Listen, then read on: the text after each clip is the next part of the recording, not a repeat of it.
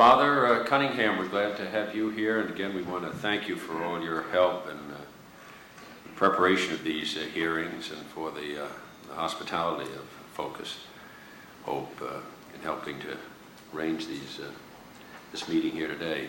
I'd like to hear from you. Thank you. I want to thank Barbara Parker for her understatement, Senator. People are hungry in Detroit because they have no jobs.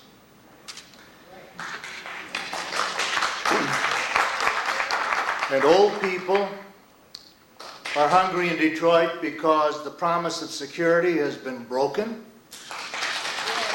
and because their jobless sons and daughters cannot support them.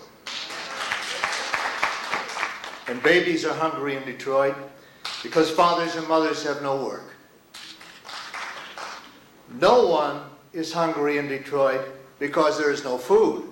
Last year, 10% of this nation's citizens, farmers, grew twice as much food as the nation could possibly consume.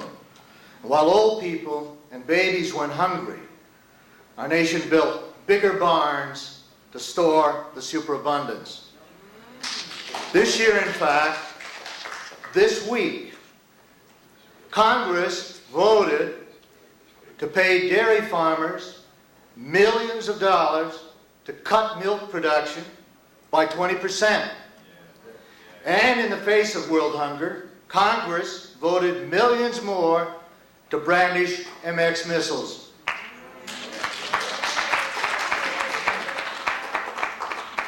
There is madness in America when we extol the dignity of work and deny 40% of our citizens access to productive jobs because their color is black or brown.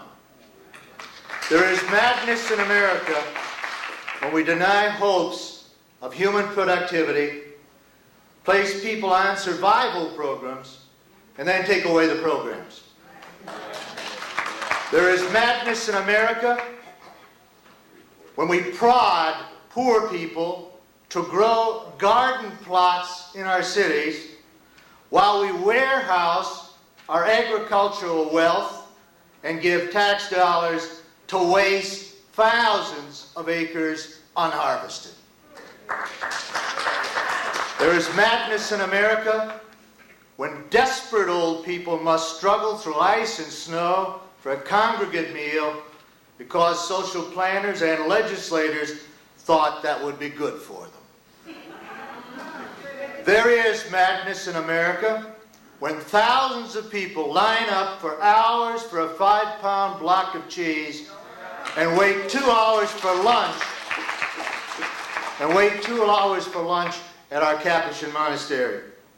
There is madness in America when people are hungry not because of a severe shortage of food, but because they can't afford to buy it. And rather than treat their need as a matter of justice, our leaders and people settle for humanitarian appeals. Senator, the madness is not in Detroit. It is not in Pittsburgh.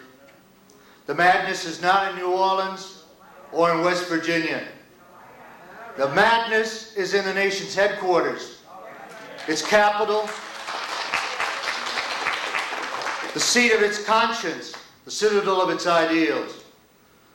To decide this nation's dilemma, I would invite the Senator and his colleagues to revisit another city, Nuremberg, where America dramatized the responsibility of every leader and citizen for their nation's actions.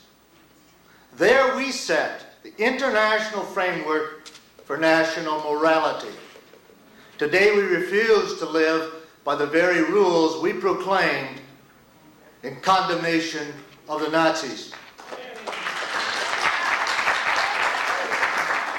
Now we too are in fact engaged in genocide with the same furtive, callous, and massive destruction of the weak and the unwanted, destroying the lives of the old and compromising the promise of the young. We rationalize national priorities on defense and economics but the end result is the same as the coke furnaces of Dachau. Old people are abandoned to convalescent homes and one-room, cold apartments. Minds disoriented, spirits depressed, rejected, hungry. Babies suffer stunted brains and bodies, twisted emotions, dulled appetite for learning and dreaming and doing.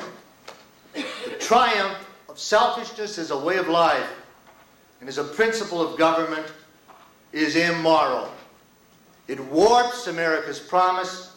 It is the cancer of the common good. In a false quest for security and mawkish greed for economic tyranny, we are prepared as a nation to abandon our past and abort our future, to reject our elderly poor, and to ignore the babies of our teeming jobless. We prepare to sterilize the nation's birthright, its endowment of inalienable right to life. Thank you, Senator.